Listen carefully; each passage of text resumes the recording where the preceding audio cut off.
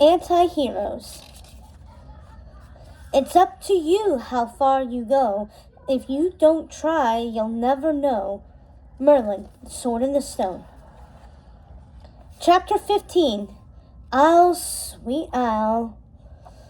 The streets of Oregon were empty as the royal limousine made its way to the very edge of the coast, practically at the shoreline.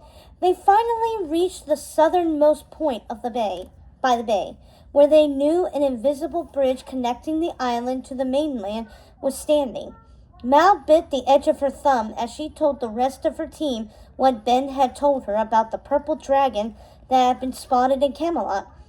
They agreed it had to be impossible. There was no way that creature was her mother. Yet who, or what else could it be? There had to be an explanation.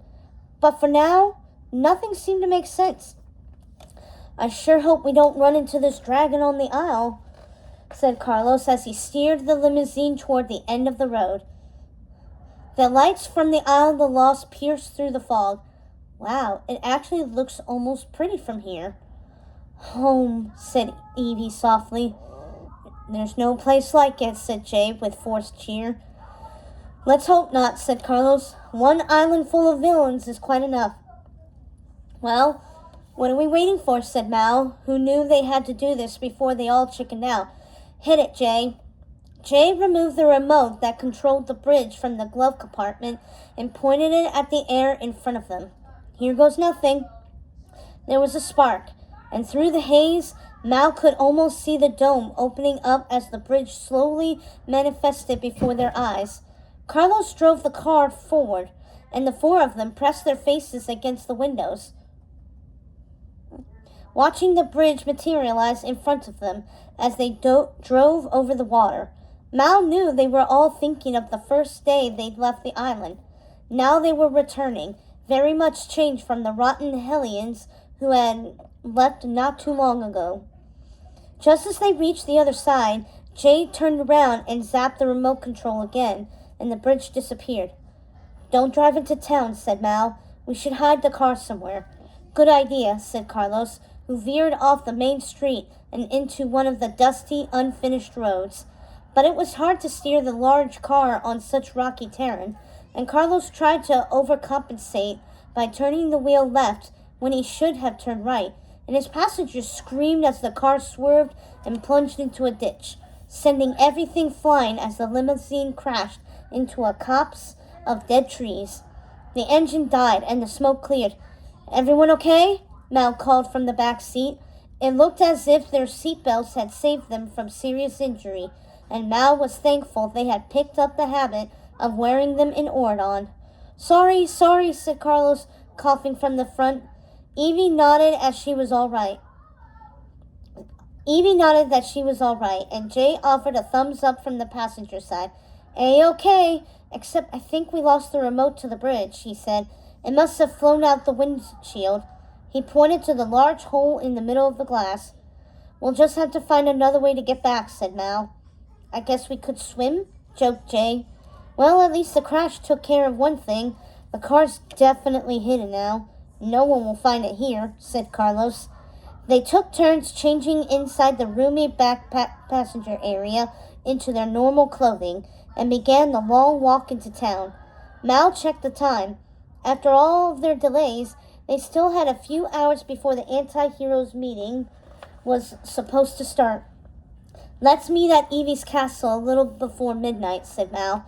For now, let's split up. Each of you, see if you can locate your parents. Once we know what they're planning, we'll figure out what to do about it. What do we say if anyone from the Isle asks why we're back? Asked Evie, looking uncomfortable at the thought. Yeah, I bet they're not exactly going to be excited to see us, said Carlos. Tell them the truth, that we're visiting our aged relatives, suggested Jay with a grin.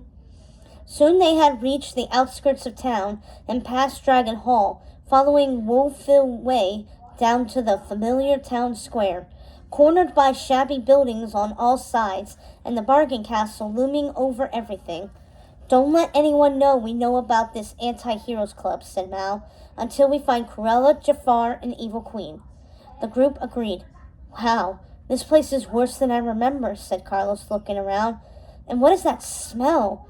Did you guys ever notice that before? He made a face. It smells like poison toads, said Mal, who remembered what went into the daily coffee brew. Goblins, said Jay, who seemed to have the foul creature stuck in his mind. Garbage, said Evie, who recoiled at the memory. Actually, it smells like a combination of all three, Carlos decided. Mal had to agree. Even if a small part of her was happy to return to the familiar comforts of home, the outdoor bazaar was closed for the day, but the slop shop and Ursula's fish and chips were doing brisk business. It was kind of sad to see how terrifically ramshackle everything looked, though. Mal used to revel in dirt and decay, but she'd been in Oregon too long, and now everything was grimmier than she remembered. She really needed to chug a cup of toad coffee before she got too soft. Look at that, said Jay, pointing to a poster of Maleficent pasted to the side of a wall. Someone had drawn a mustache on her face, and another person had scrawled Mistress of Lizards over her forehead. Whoa, said Carlos. You said it, said Evie. I guess they saw the coronation.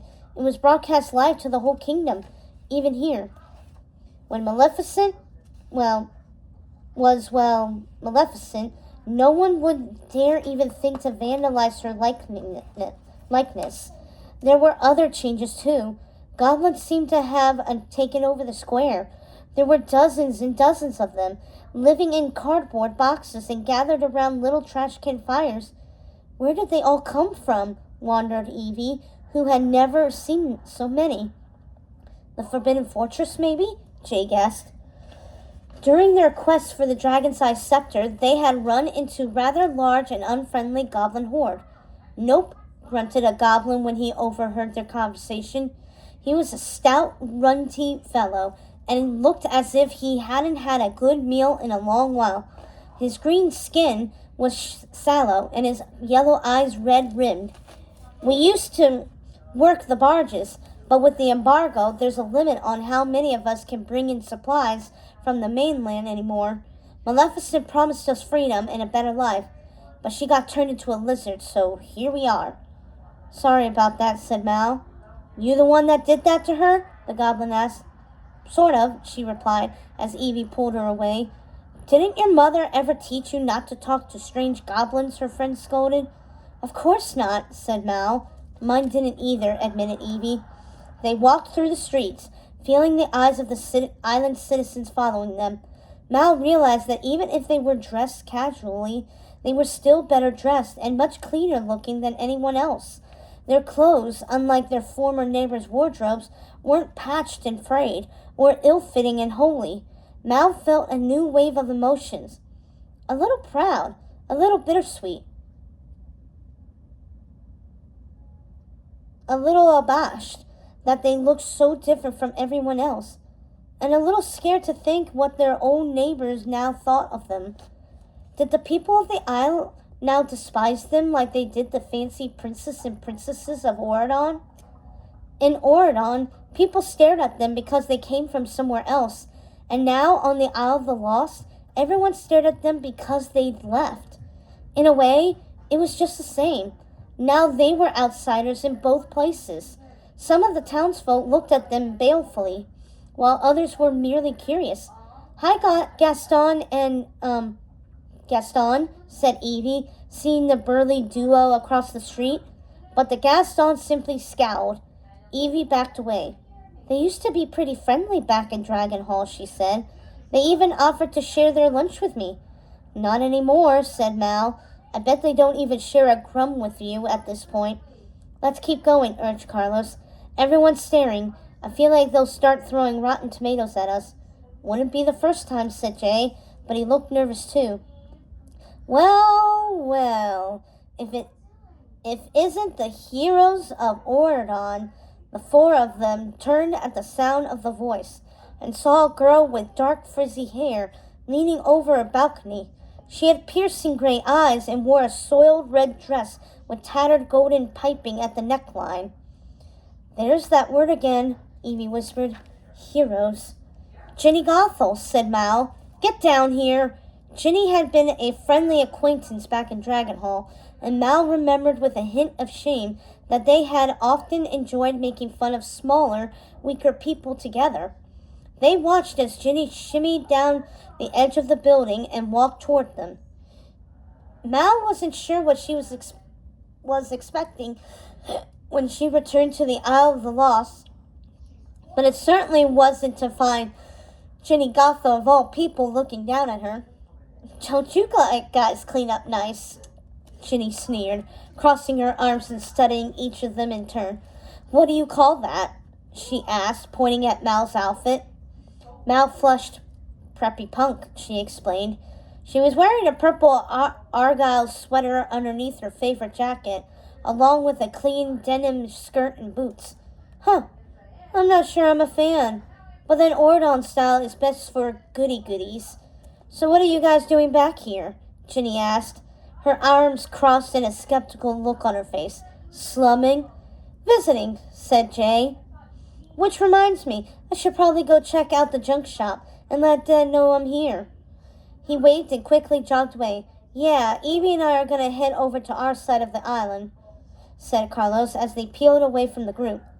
"Going home too, are you, Mal?" asked Ginny. "What would your mom say, I wonder, if she could talk again? To see that her nasty little girl grew up to be so good." She shook her head. "If you can change, I guess they're right. There's hope for all of us," Ginny said in a soft, sweet voice, batting her eyelashes mockingly. "Who's they?" asked Mal, but Ginny, apparently bored with the conversation, was already walking away.